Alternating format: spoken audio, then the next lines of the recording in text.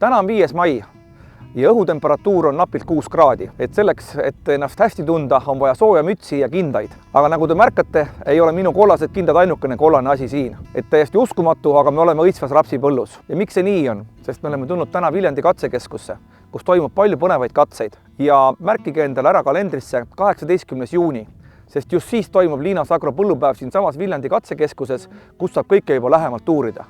Aga peatselt saabuvad ka soojemad ilmad ja siis peame olema valmis järgmiseks taimekaitsetöödeks talirapsi põllul. Nagu juures olevat pildilt näha võite, on rapsi õide puhkemine üsna lähedal. Täna nad kannatavad veel külma stressi käes, lablad on pisut longus, aga kui tulevad meile soojemad temperatuurid, siis läheb see protsess juba üsna kiirelt. Sellepärast soovitan täna ka ära planeerida vajalikud taimekaitsetööd. Ja tegelikult õitsemisaegne pritsimine meie oludes jääb ka rapsipõllul siis viimaseks taimekaitsetööks. Ja soovitame siis varuda endale kindlasti süsteemne insektitsiid ja selleks võiks olla kas Carnadine Extra või Mospilan. Vastavalt siis Carnadine Extra kulunorm on 0,25 liitrit hektarile ja Mospilanil siis 0,2 kilo.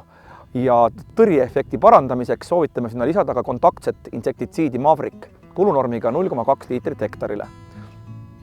Ja kuna see töö saab olema siin kusagil nädal aega peale täisõitsemise algust ja kindlasti ei ole mõtet siin nagu 2 korda põllul käia, siis soovitame selle töö ühildada valgemädaniku tõrjega. Ja selleks valida siis sobiv fungitsiid. Meie soovitus on siis kas Propols, Pictoractive, Revidas või siis natukene säästlikum lahendus Tilmor. Ja ajastada võiks selle siis nii, et kui raps on olnud õitsemas juba circa nädal aega, ehk siis nädal aega alates täisõitsemisest, siis võiks selle töö ära teha.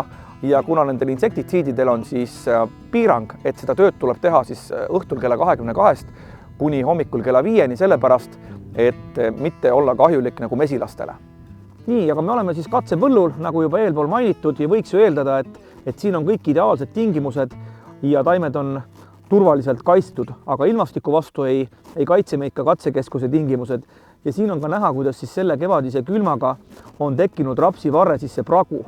Ja see on iseenesest ikkagi taimele päris kõva stressiallikas ja võib-olla nüüd, kui valida siis seda fungitsiidi siia õitsemise aega, siis võiks ka olla siis tugevam fungitsiid, sest tegelikult see on nagu haiguskolle või selline haav, kus saavad haigustekitajad sisse minna. Nii et see kevad ei ole meil päris muretult läinud ja midagi me saame siin ise ära teha, aga loomulikult looduse vastu me ei saa.